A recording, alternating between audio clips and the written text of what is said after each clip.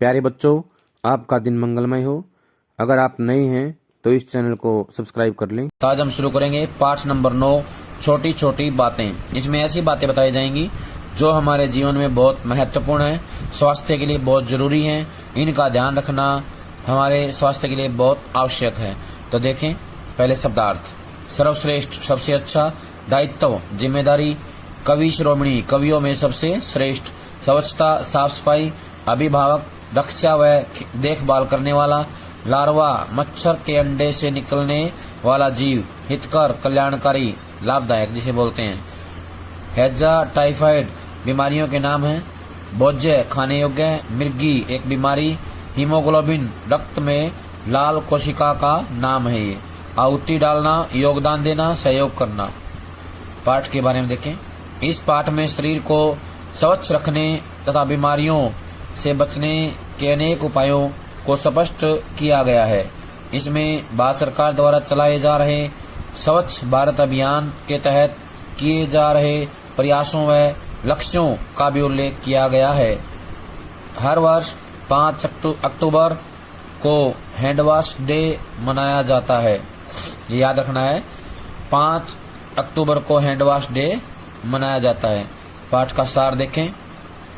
प्यारे बच्चों, सभी लोग यह बात स्वीकार करते हैं कि मानव भगवान की सर्वश्रेष्ठ रचना है, सर्वोत्तम उत्कृष्ट रचना है। किंतु मानव को मानव बनाने के लिए वेद का आदेश है, मनुर्भव, अर्थात मनुष्य बनो। इस आदेश का पालन करना मनुष्य का नैतिक कर्तव्य है।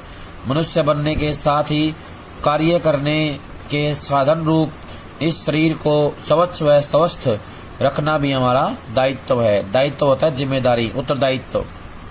उदाहरण के लिए संस्कृत के महान कवि कालिदास कहते हैं, शरीर माध्यम खलु धर्म साधनम, यानी कि अपने कर्तव्य या कर्मों को करने का सर्वप्रथम साधन शरीर है। स्वस्थ शरीर के बिना कोई भी कार्य पूर्ण नहीं किया जा सकता। स्वस्थ शरीर में ही स्वस्थ मन का निवास होता है। शरीर को स्वस्थ रखने के लिए स्वच्छता को जीवन में अपनाना आवश्यक है। किसको किससे स्वच्छ किया जाए, यानी कि कैसे स्वच्छ रहेंगे, मनु ने इसकी बड़ी सुंदर परिभाषा दी है। अदभिर्गात्राणि शुद्धयन्ति, मनः सत्येन शुद्धयति, विद्या तपोभयाम भूतात्मा बुद्धिर्ज्ञानेन शुद्धयति। अध भी होता है जल से, गात्राणी होता है देह यानी शरीर, अंग। सत्येन, सत्य से। भूतात्मा, जीवात्मा। ज्ञानेन, ज्ञान से। इसमें कहा गया है पानी से शरीर शुद्ध होता है, सत्य से मन शुद्ध होता है, विद्या और तप से जीवात्मा शुद्ध होता है और ज्ञान से बुद्धि शुद्ध होती है। इस प्रकार सबकी स्वच्छता के अलग अलग साधन हैं।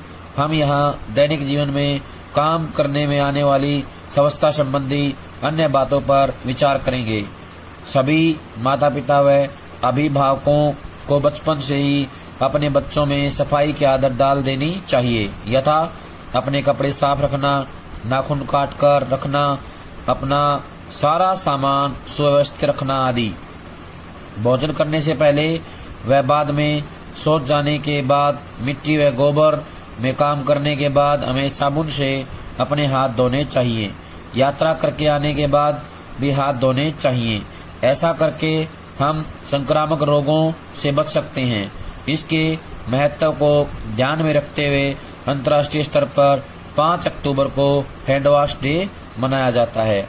अपने हाथों को अच्छी तरह से धोने के 6 चरण होते हैं। हाथों को गीला कर साबुन लगाना, अंदर की तरफ से दोनों ही को मसलना, पीछे से मसलना, अंगुलियों के मध्य भाग को साफ करना, नाखूनों को साफ करना तथा यह सब करने के बाद पानी से हाथों को धो डालना। इससे हाथों और नाखूनों में सूक्ष्म जीवाणु जमा नहीं हो पाते, यानी कि जो रोगाणु के वाहक होते हैं, रोगों को फैलाते हैं, वो जो वाहक हैं सूक्ष्म जीवाणु, वो समाप्त हो जाते हैं। हाथों को अगर हम अच्छी तरह से धोएंगे। तो ध्यान रखना है, हाथों को अच्छी तरह धोने के लिए कितने चरण होते हैं? 6 चरण होते हैं। हमें भोजन बनाने व खाने के उपरांत बर्तनों को राख या साबुन से साफ करना चाहिए। हम सब घर की सफाई रखें, यानी कि सभी मिलकर के साफ रखें घर को। घर के आसपास गंदगी का ढेर न होने दें। किसी भी जगह खड़ा हुआ गंदा या साफ पानी मच्छरों के पनपने में सहायक होता है, अतः किसी भी जगह पानी खड़ा न होने दें, यानी पानी इकट्ठा न होने दें। एक जगह पर पानी खड़ा होने की स्थिति में उस पर काला तेल या मिट्टी के तेल की बूंदें डाल दें। इससे मच्छरों का लार्वा नष्ट हो जाता है और मच्छरों के पनपने की प्रक्रिया बाधित होती है, यानी कि मच्छर जो है और ज्यादा नहीं पनपते हैं। हम सब घर के मुख्य द्वार पर पायदान रखें, इससे हमारे जूतों चप्पलों के माध्यम से बाहर से आने वाली गंदगी अंदर नहीं आ पाती। घर के गंदे पानी के निकासी की नालियां ऊपर से बंद अर्थात ढकी हुई होनी चाहिए। हम सभी का प्रयास होना चाहिए कि हम स्वयं सार्वजनिक स्थलों पर कूड़ा न फैलाएं, कूड़ा फैलाने वालों को रोकें। कभी कभी स्वयं सेवक के रूप में अन्य लोगों को भी साथ लेकर इनकी सफाई करें। सफाई के साथ साथ इससे जन चेतना जागृत होगी, यानी लोगों में एक नई सोच पैदा होती है, नई जागृति आती है। हमें अपने आसपास के आवारा पशुओं को सरकार द्वारा बनाए गए आश्रय स्थलों पर भेजने में सहयोग करना चाहिए, ताकि उन द्वारा किए गए मलमूत्र से वातावरण दूषित न हो, यानी कि वातावरण जो है खराब नहीं होना चाहिए। पशु के लिए बनी शालाओं को साफ रखना आवश्यक है, क्योंकि पशुओं में आने वाली बीमारियां मनुष्यों को भी आसानी से प्रभावित करती हैं। हमें भोजन खाने और बनाने से पहले साबुन से हाथ साफ कर लेने चाहिए। हम फलों और सब्जियों को धोकर प्रयोग करें। यदि संभव हो तो फलों को 7-8 घंटे ठंडे पानी में डालकर रखें, इससे उन पर छिड़के हुए कीटनाशकों का प्रभाव बहुत कम हो जाता है।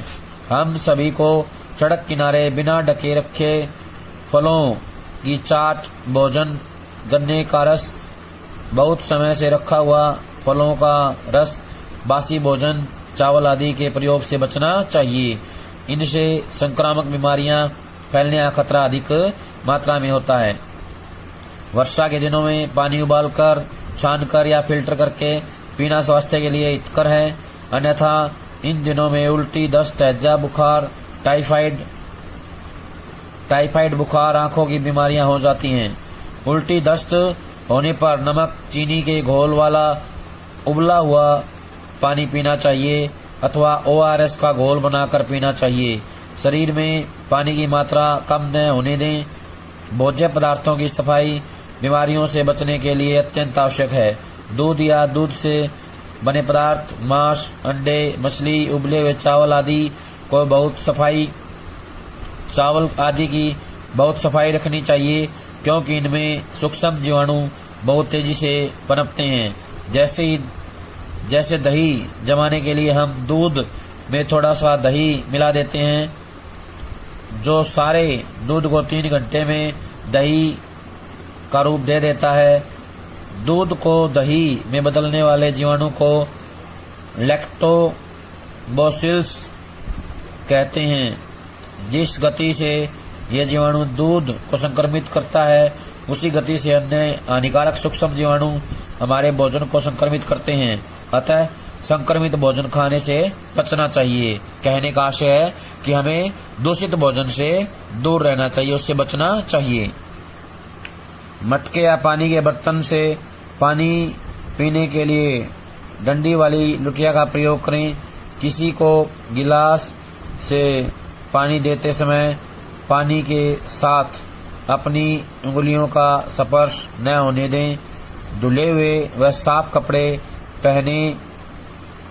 पहनने से त्वचा के रोगों से बचा जा सकता है। हमें हर रोज स्नान करना चाहिए। गर्मी के मौसम में आवश्यकता पड़ने पर 1 से अधिक बार भी नहाया जा सकता है। इससे पसीने की दुर्गंध दूर हो जाती है और रोम छिद्र खुल जाते हैं। मिर्गी का दौरा पड़ने पर उस रोगी के मुंह में पानी नहीं डालना चाहिए। यानी कि मिर्गी का दौरा पड़ जाए तो उस रोगी के मुंह में पानी का प्रयोग नहीं करना चाहिए, पानी उसको नहीं पिलाना चाहिए। उसका सिर ऊंचा रखकर उसके हाथ पैर मसल कर उसे होश में लाने का प्रयत्न करना चाहिए। हीमोग्लोबिन कम होने पर आयरन युक्त भोजन जैसे पालक, बथुआ, गाजर आदि हरी सब्जियां, सेब, अनार, आंवला आदि फलों का प्रयोग करना चाहिए। इनके अभाव में आयरन की गोलियां खानी चाहिए। खुले में शौच के लिए न जाएं। घर में शौचालय का निर्माण करवाएं तथा शौचालय की सफाई का पूर्ण रूप से ध्यान रखें। प्यारे बच्चों, आपको यह जानकर अच्छा लगेगा कि हमारी वर्तमान सरकार प्राथमिकता के स्तर पर स्वच्छता पर कार्य कर रही है। अतः सरकार ने स्वच्छ भारत अभियान को बड़े उच्च स्तर पर प्रारंभ किया है। इस अभियान के साथ सरकार ने समाज के अपने अपने क्षेत्र में प्रतिष्ठित 9 लोगों और संस्थाओं को जोड़ा। इसे गति देने के लिए इन पर जिम्मेदारी डाली गई कि ये सभी अलग अलग 9 लोगों या संस्थाओं को उत्तरदायित्व सौंपें। इस प्रकार अब तक इस अभियान के साथ लाखों लोग व संस्थाएं जुड़ चुकी हैं। आप भी इस अभियान के साथ जुड़िए तथा भारत को स्वच्छ बनाइए। इसी अभियान के अंतर्गत सरकार ने शौचालय निर्माण पर विशेष ध्यान दिया है। प्राइवेट कंपनियों, पब्लिक सेक्टर अंडरटेकिंग को भी सरकार ने इस कार्य में मदद करने का आह्वान होता है, उनको बुलाना, संबोधित किया है। गैर सरकारी संस्थाओं को भी इस अभियान के साथ जोड़ने की वर्तमान सरकार की इच्छा है। इस विषय में 2 अक्टूबर 2019 तक भारत सरकार के लक्ष्य इस प्रकार हैं। खुले में शौच जाना बंद करना, मैला ढोने की प्रथा को बंद करना, खुली नालियों में मैला बहाना बंद करना, नागरिकों में इन सब के प्रति जागृति लाना, कूड़ा करकट डालने का सिस्टम बनाना। इन सब के प्रचार प्रसार के लिए सरकार ने स्वच्छ भारत साइट भी बनाई हुई है। आओ बच्चों, हम सब इस महान यज्ञ में अपनी अपनी सेवाएं देकर आहुति डालें। कहने का आशय ये है कि सरकार के इस अभियान में अपना योगदान दें। स्वच्छ भारत बनाने के लिए हम आगे आएं और अपने देश को स्वच्छ बनाएं। प्यारे बच्चों, आज जो काम करवाया है सभी इसको कापी में लिख करके याद करेंगे। सभी का बहुत बहुत धन्यवाद।